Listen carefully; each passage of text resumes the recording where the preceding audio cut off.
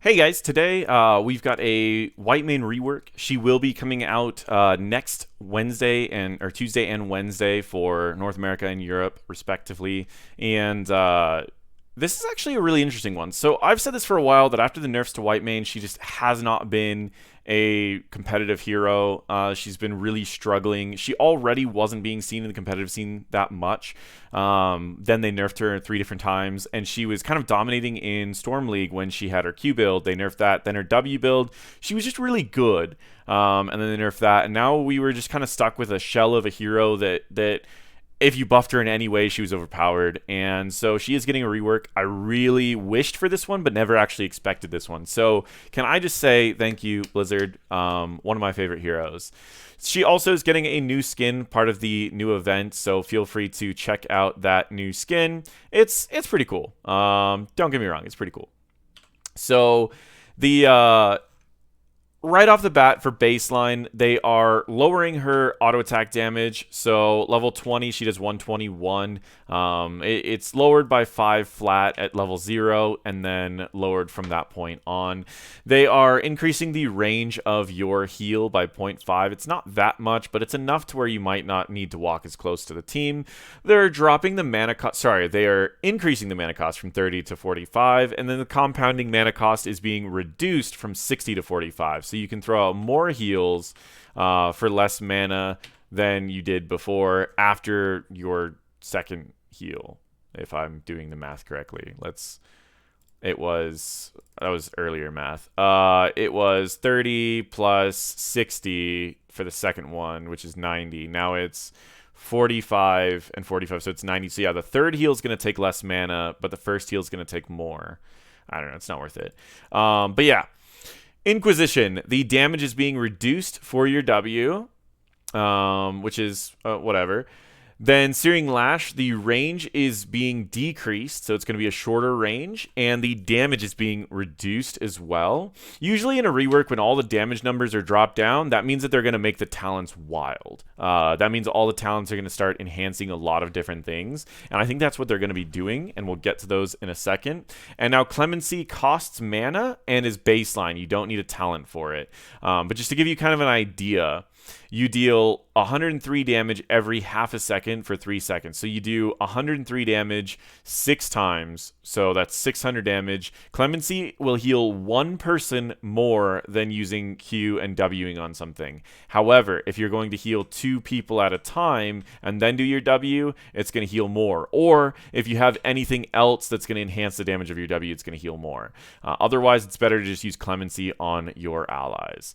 Now, let's get into the new talents and talk about this. Pity the Frail. For every hero hit with Searing Lash, which is this one, lower the cooldown of Inquisition by 1 second. Allies below 30% receive 25% more healing from Whitemane. So that's really cool. Let's see if that also affects your Clemency. So let's use this. Sorry, that's the cooldown. Right? Yeah, so that's the cooldown. So let's use Clemency here. It does trigger both your W and that, and let's see if it shaves off the cooldown of both. It does. So that's pretty neat. Searing Lash, Righteous Flame is the second one. Searing Lash deals 25% more damage to enemies, and this is increased by 50% against those who are stunned, rooted, or silenced. So flat buff to this, and then you get bonus damage to those who are stunned, rooted, or silenced. Now, or slowed. And here's the thing about this is every time you're doing this, the target should be slowed. And the reason why is because you should always combo this with your W. You use your Q, E, W. And so your E is always going to do that bonus damage because you're always going to be slowing them with your W, which is why this talent is always going to be 75% if you're playing it outright. A quest hitting heroes with Searing Lash. Each hero grants 3 permanent health and 2 permanent mana. Heroes hit with the second strike count as 2 hits. Whoa. That's actually really cool. That allows you for the game to go further. You can almost ignore her like desperation mechanic because that could add up really fast. You can poke with your E a lot because it doesn't take any mana. I actually really like that. We're gonna reset talents and throw that in there for now. On to the level 4 talents. Unwavering Faith. Increase your basic attack range by 1.1, and you gain 20% increased basic attack damage for each active Zeal buff. That's pretty neat because now you can sustain your team a little bit more with auto attacks. Martyrdom. Desperate Plea healing is increased by 10%, increases by an additional 10% for each Zeal. Desperate Plea is your Q, so that's pretty much your Q build. And then Zeal grants movement speed, so you gain 5% flat and then increased by 5 for each active Zeal. Guys, when I play Whitemane, I have an average of maybe 2 or 3 Zeal out per fight, and it's for a very short period of time. Your Zeal does not last very long, 8 seconds, so you don't expect to have like this going for a long time, but that extra movement speed in fights might not be bad, especially if you're going like an E build and you're just trying to poke them down. I personally probably would be picking up Unwavering, but we'll see how the rest of the builds go. I like the idea of being able to just auto attack, so you get Zeal on a couple people, and even if you're out of mana, you can just auto attack to keep them healed up. It's just a lot more sustainy, less bursty, so I like that idea. None of this really gives mana back, though, so I hope there's going to be a really big mana talent in here somewhere. So let's start with this for now. Desperation grants Whitemane Zeal, so upon reaching 2 stacks of Desperation, you get Zeal as well, so you heal 2 different people and then you get Zeal. That's not bad. Scarlet Wrath, I mean, it just helps you get an extra stack out there. It could really help out for any of these talents in here. It'll enhance your damage. It'll also enhance the healing from your Qs. It'll also enhance the movement speed. Basic attacks increase Zeal duration, so that could be kind of neat to keep the Zeals out for even longer. So Whitemane, for example, she attacks 1.18 times per second, which means that she could effectively keep Zeal going for a long period of time at 0.75 seconds if you're constantly hitting a hero.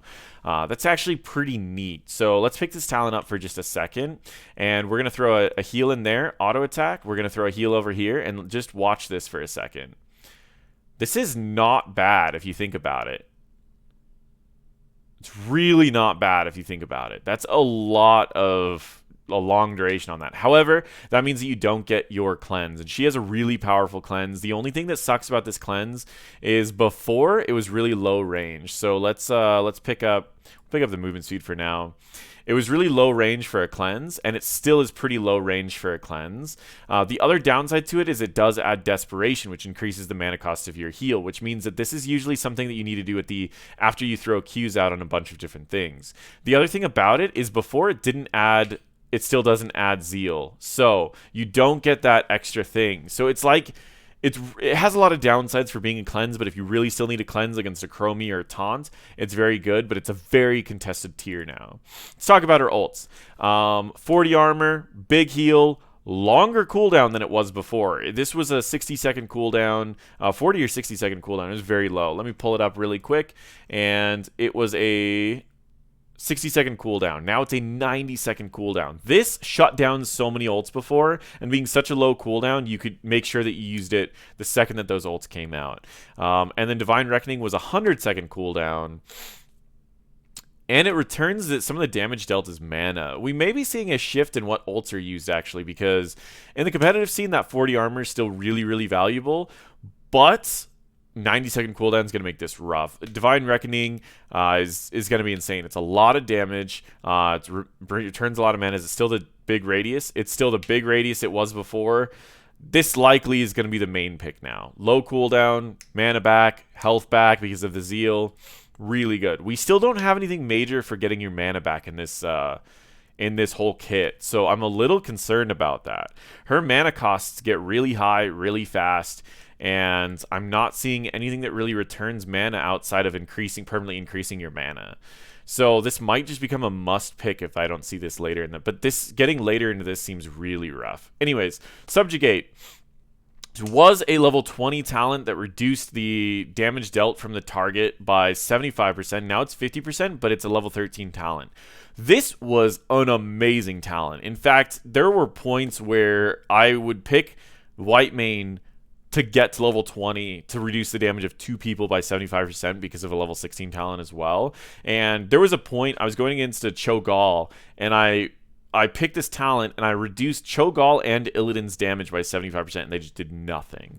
Amazing talent. Lashing Out reduces the cooldown of your Searing Lash by 1 second for each enemy hit, and remember, it can hit multiple times, so it can shave off the cooldown. Combine that with a quest, and you're going to be stacking real fast. Increases Zeal's healing from basic attacks. That adds to the basic attack build, and in fact, that's actually, like, this basic attack build's really coming together for, like, high sustained healing during fights. So if you just need, like, a Lucio type healing, that's one thing. Or if you need burst, you can go Inquisition Prayer and just endlessly do it. So those are looking like both really, really viable options. This is going to be a very contested tier as well. Subjugate to reduce their damage, lower the cooldown so you can get more stacking, or you can get that Zeal basic attacks. I mean, that's a lot of healing. If you have Zeal on like 3 targets and you're doing that 80% more damage with your auto attacks, that's a lot of healing. Like, what's the healing per second? I'm not in that build right now, so I won't go into that. But like, even look at this for a second. Like, if I was questing and trying to look at how fast you could get up your damage if you're just sitting in fights and just constantly doing that, that's pretty cool. Anyways, level 16, these are usually your biggest power spikes of all time, right? Radiance heals ally. Upon reaching 3 stacks of Desperation, all allies with Zeal get healed. This is the cornerstone of the Q build before. This was the big thing that was like, once you hit this, it was just, you could keep everyone alive through everything. My concern about this is that it's going to take a lot of mana, and you're never going to get your mana back. So I don't know if this is going to be the pick. Shared Punishment. Deal damage to 2 different targets, but you're also reducing their armor now. So you're going to hit, let's see, upon casting, you cast a chain to an additional enemy. Both targets are going to be taking damage and losing armor. Very, very powerful. It's going to be really nice for more bursty builds. Remember, you lower the enemy armor, it means you're dealing more damage, which means you're healing more. Because your Zeal is still going to heal everyone on 100% of the damage you deal. Harsh Discipline, oh, the root they moved. Oh, you can't take the root and the shared punishment anymore. You have to pick. So if you're going subjugate, you have to go shared punishment to get that extra value. But you're going to take the root if you're going something else. Interesting. So very contested tier. These are definitely tricky. The root's very powerful. But this late into the game, getting a root, I think shared punishment may end up being picked a little bit more. Level 20, Scarlet Crusade, heals 50% more, makes allies unstoppable for 1 second. That long of a cooldown, it's rough. It's rough to pick. Judgment Day, Divine Reckoning deals 50% more damage and pulls enemies to the center the first time it's cast. Not really changed, very powerful, especially since they lowered its cooldown. Fanatical Power, activate to cast a permanent Desperate Prayer on an allied hero that costs no mana, does not grant Desperation, only 1 can be active at a time. So a permanent Desperate Prayer. Desperate Prayer is...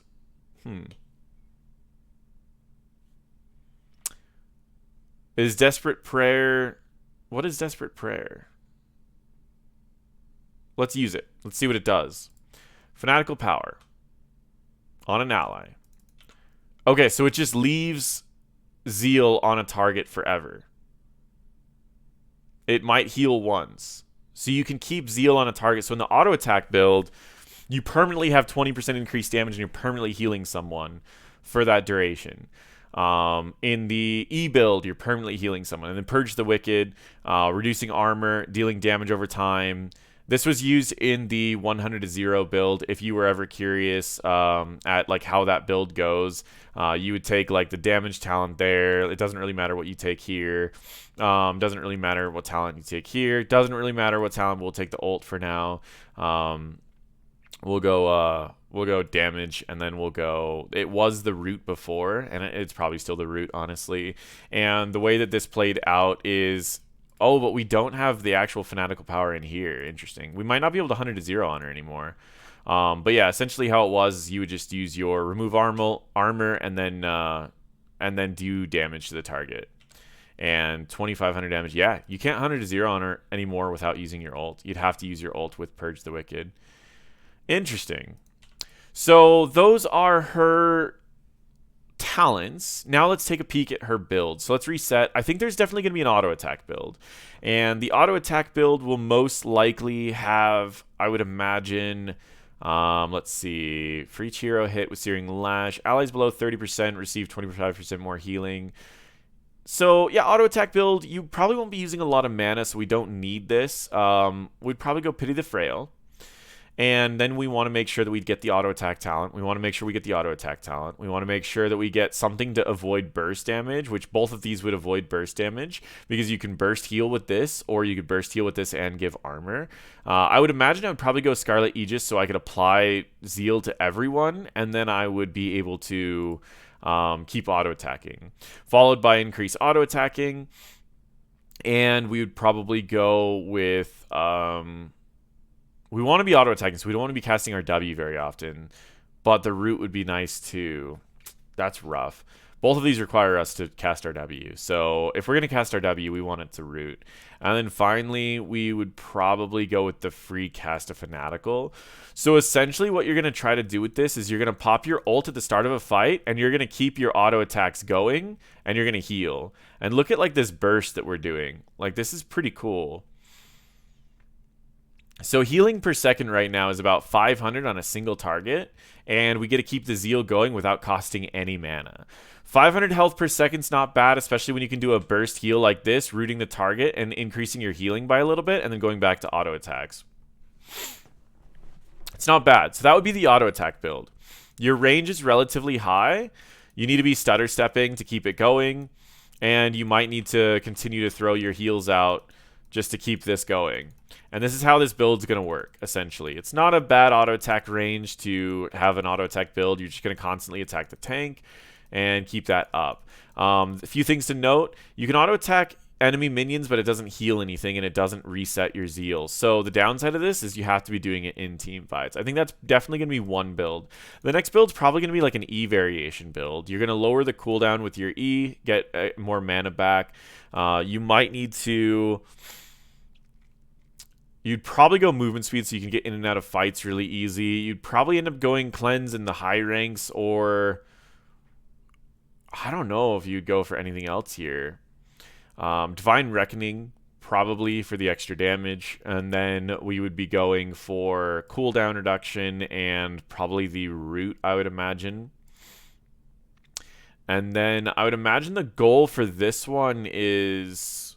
maybe Fanatical Power as well, just so you still have that guaranteed value on one person. But Judgment Day would be pretty solid as well. I think the idea of this build is to get your stacks off as fast as possible, toss your heal out, and then possibly like root someone, getting that extra burst damage, healing someone a bunch, auto-attacking, getting more things out, utilizing the movement speed of keeping Zeal on as many targets as possible. I'm really worried about her mana cost, to be completely honest. Her mana cost seems like she's going to really tear through mana. But this quest seems pretty reasonable to get a decent amount of stacks pretty early. Because you just constantly poke the entire game. And then whenever the fight gets crazy, you just do this. And literally just heal so much. After you pull them in, you always use that too. That's pretty much how you'd play this build out, I think, is... But really, I think the auto attack build is going to be the way to go for most situations. This build may be in like the highest levels of competitive, where the value of a root is really huge, and the value of like that movement speed and the cleanse is important. But I feel like that she might just be outclassed by other people. We'll see. But I really like the auto attack build. I think that for Storm League is going to be very, very good. So that is the new Whitemane. Let me know what you guys think about Whitemane, and is there a specific build that sticks out to you? Anything that you are interested in trying out? I'm really worried about her mana, but that's probably what they're trying to go for, is that she's just a very risky healer. You need to use a lot of mana, but I feel like if it's that risky, she needs to be doing way more healing. But I don't know. On paper, I feel like her healing is going to be relatively low. Her mana costs are extremely high, and she'll have okay fights. I feel like they need to tune up her healing a little bit if they're going to make her this mana dependent. Or, yeah, they need to tune up her healing if they want to make her this mana dependent. But I do like the Divine Reckoning. It was already pretty good. Now it's got a lower cooldown. It's low enough to where you can use it every fight and get your mana back. Auto attack build doesn't really need as much mana, which is why I think it might be a little meta with Scarlet Aegis to survive the burst damage of the enemy team, keep auto-attacking things. So I think these are going to be the two builds. Divine Reckoning keeps you in the fight longer, gives you all of your mana back, has a relatively low cooldown, you can use it every team fight. So I would say this build maybe for competitive, Scarlet Aegis build with auto-attacks maybe for Storm League. But yeah, so that is the new Whitemane. Thank you guys for watching. Feel free to check out my other videos. I will be bringing out a Junkrat video about the same time, so feel free to check out that Junkrat rework as well. Yeah, feel free to check out anything else.